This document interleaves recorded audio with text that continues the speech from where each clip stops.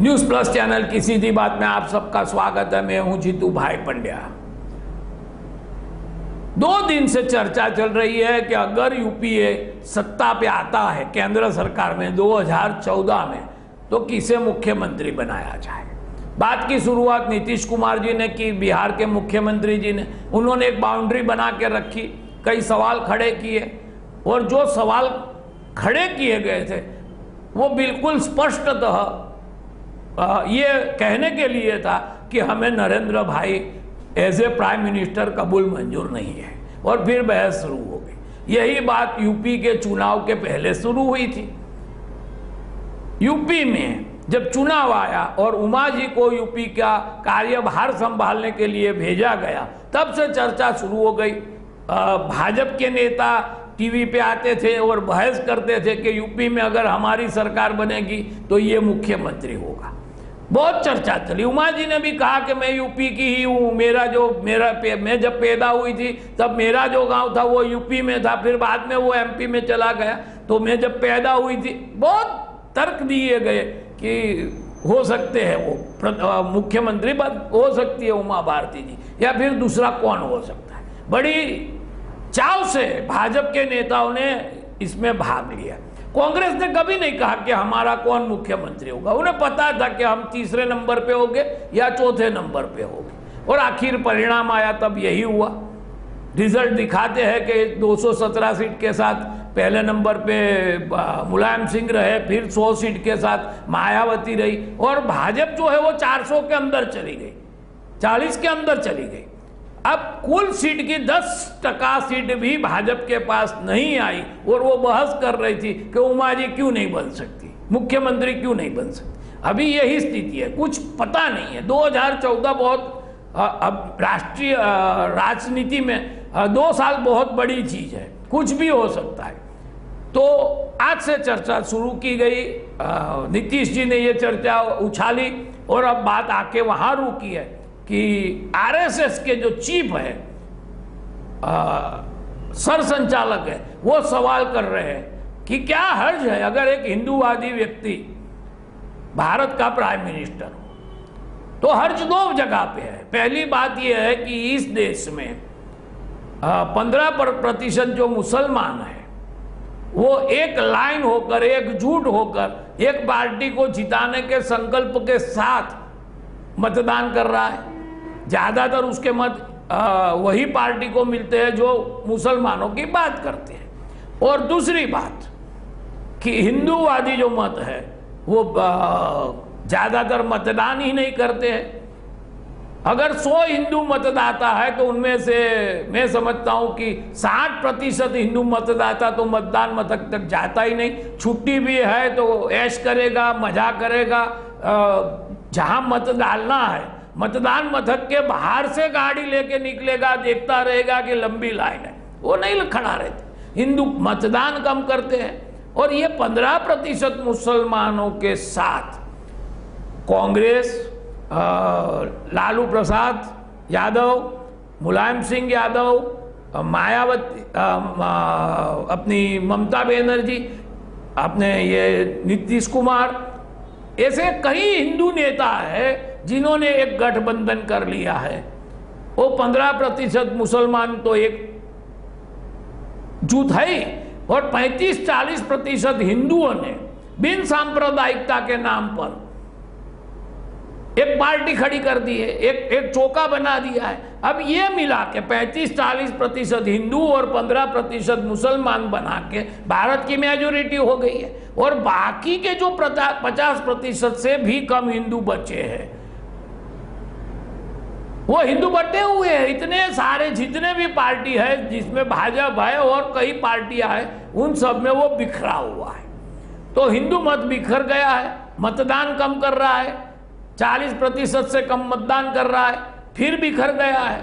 तो हिंदुओं की कभी ताकत खड़ी ही नहीं होती है, और हिंदू अकेले हिंदुओं के नाम पर जितना भी मुमकिन नहीं रहा है। तो ये हालत है देश की। और हमारे आरएसएस के जो मुखिया है वो चाहते हैं कि हिंदूवादी आदमी प्राइम मिनिस्टर बन जाए। और दूसरी बात कहता हूं जो ज्यादा दुखद बात है कि हिंदू मतदाताओं ने जब भी भाजपा को जहां भी, चाहे राजस्थान हो, एमपी हो, गुजरात हो, कहीं भी, यूपी हो, भाजपा को सत्ता पे बिठाया, वहां वो देखते हैं कि भाजपा जैसे ही सत्ता पे बैठती है, फिर उनको हिंदुओं के साथ कोई स्नान सूतक का भी संबंध नहीं रहता, फिर वो बिल्कुल बिन सांप्रदायिक हो जाते।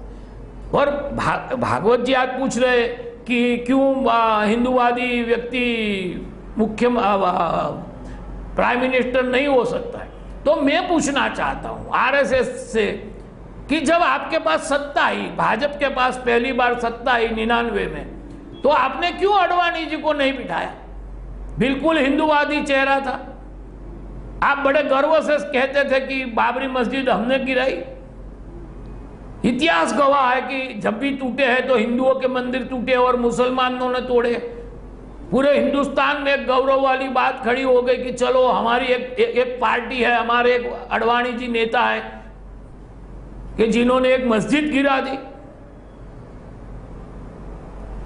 तो जब आपको सत्ता देने का समय आया, भाजपा को जब चुनाव करने का समय आया कि अडवाणी जी को मुख्य वड़ा प्रधान बनाया जाए, प्रधानमंत्री बनाया जाए या वाजपेयी जी को, तब आपने भी, आरएसएस ने भी अडवाणी जी को बाजू पे रख के वाजपेयी जी को बिठाया।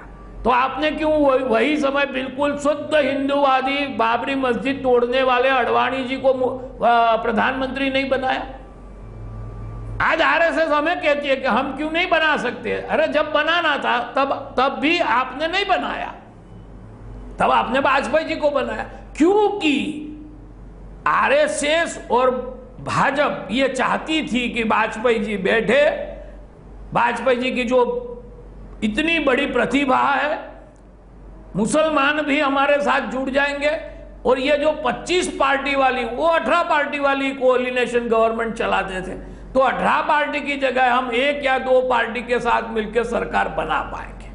तो वो ख्वाब देख रहे थे कि मुसलमान हमारे साथ आ जाए, और हुआ। मैं आरएसएस के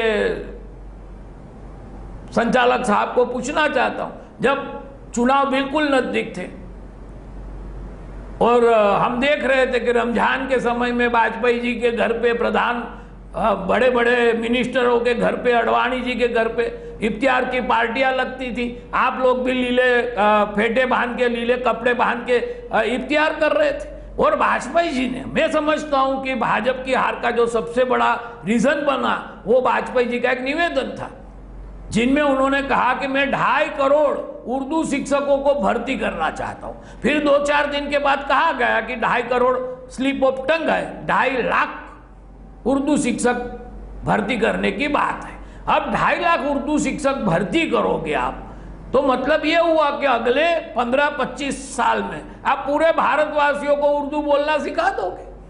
अब आप जब बैठते हो, चुनाव आते हैं, आज आप कहते हो कि कांग्रेस ने मुस्लिम मत पाने के लिए मुस्लिम अनामत की बात चला दी। अरे भाई, आपकी भी सरकार थी आप भारतवर्ष में, और आपने कहा था कि 2.5 लाख उर्दू शिक्षकों की भर्ती कर देंगे।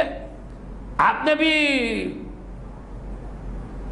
हरी टोपी पहन के तस्वीरें खिंचवाई, पोस्टर बनवाए, तो आप भी वही करते हो। तो हिंदू ये सोचता है कि भाजपा सत्ता पे नहीं होता है तब बात हिंदुत्व की होती, वहां बैठने के बाद वो वही हथकंडे अपनाता है जो कांग्रेस अपनाती, वही रुख अपनाता है जो कांग्रेस अपनाती है। आज मुझे याद है, सबको याद है कि जब भाजपा विपक्ष में था तो वो कहता था कि मुस्लिमों को हज के लिए क्यों आप सब्सिडी देते हो, और वाजपेयी जी की सरकार ने वो सब्सिडी दुगुना कर दी थी। तो लोग देखते हैं कि आपने कभी हिंदुओं के लिए कुछ नहीं किया। हिंदू मतदाताओं का उत्साह बढ़े ऐसा आपके राज्य में कुछ नहीं हुआ, तो फिर हिंदू मतदाता भाजपा को जिताने के लिए, हिंदू प्रधानमंत्री के लिए क्यों उत्साहित होगा? आपने कोई ऐसा काम नहीं किया जिससे कि हिंदू समाज का कोई भला हो गया। तो बाद में ये कहना चाहता हूं कि भाजपा तय कर ले कि वो हिंदूवादी पार्टी है या बिन सांप्रदायिक पार्टी।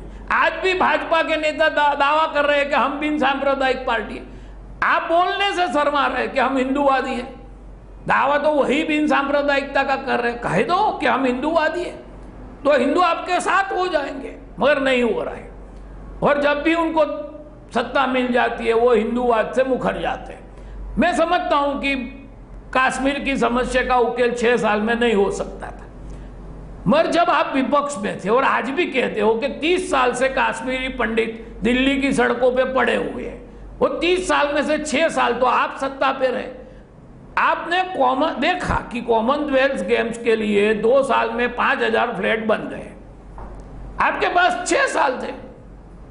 आपने कश्मीरी 30,000 कश्मीरी पंडित है, 5000 फ्लैट चाहिए, 6 का फैमिली गिन लो, आपने 6 साल में 5000 फ्लैट बना के उन्हें दिल्ली में दिए? नहीं, आपने तो उन्हें मॉडल बना के रखा है कि देखो कश्मीर में हिंदुओं के खिलाफ क्या जुल्म हो रहे हैं। अगर वो बड़े फ्लैट में रहने चले जाते हैं तो आप किसे दिखाओगे? तो आप भी, माफ करें आरएसएस और भाजपा, आप भी कश्मीरी पंडितों के लिए इतना न कर सके, कुछ न कर सके, गंगा आप शुद्ध न कर सके।